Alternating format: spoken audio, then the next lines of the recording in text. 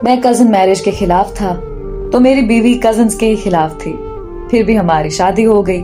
ایسا نہیں ہے کہ ہماری محبت کی شادی تھی، بلکہ سچ تو یہ ہے کہ ضد کی شادی تھی، نفرت کی شادی تھی، غصے کی شادی تھی، انتقام کی شادی تھی. بچپن سارا لڑتے ہوئے گزرا تھا. اسے میں پسند نہیں تھا اور مجھے وہ کبھی ایک آنکھ نہیں بھائی تھی.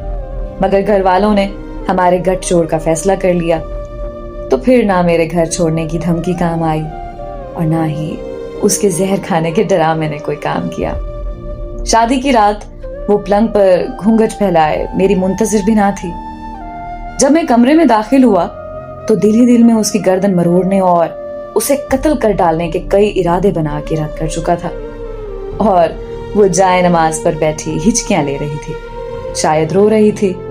تب میں نے جانا کہ مجبور صرف میں نہیں تھا، وہ مجھ سے زیادہ مجبور تھی. زندگی میں پہلی بار اس کے آنسوؤں نے میرا دل زخمی کیا. وہ اپنا گھر، اپنے ماں باپ، بہن بھائی اور دوست سب چھوڑ کر میرے لیے آئی تھی اور میں اس کو ضد بنائے بیٹھا تھا.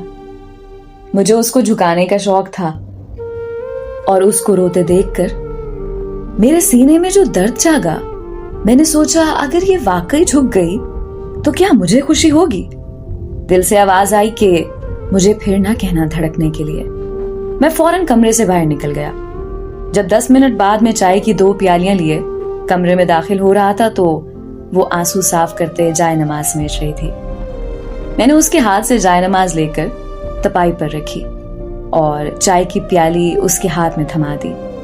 اس کے چہرے کی حیرت مجھے لطف دینے لگی تھی. میں نے مسکرا کر پوچھا، کیا چائے کی پیالی اتنی طاقتور ہے کہ بچپن کے دشمن دوست بن جائیں؟ وہ ایک دم کھلکھلا اٹھی، جسے مجھے اندازہ ہو گیا کہ ایک چائے کی پیالی برسوں کی دشمنی کو دوستی میں تبدیل کر سکتی ہے. اور پھر پتہ ہی نہ چلا کہ کب ہم 2 لڑاکا کزنز ایک دوسرے سے محبت کرنے لگے. شاید یہ نکاح کا اثر تھا، اس لیے ہمارے اسلام میں نکاح کا حکم دیا گیا ہے، کیونکہ نکاح ہی وہ واحد طاقت ہے جو 2 نامحرم کے درمیان محبت کو ایسے پیدا کرتا ہے جیسے وہ دونوں ایک دوسرے کے لیے بنے ہوں اور ایک دوسرے کے بنا رہنا مشکل ہو جاتا ہے.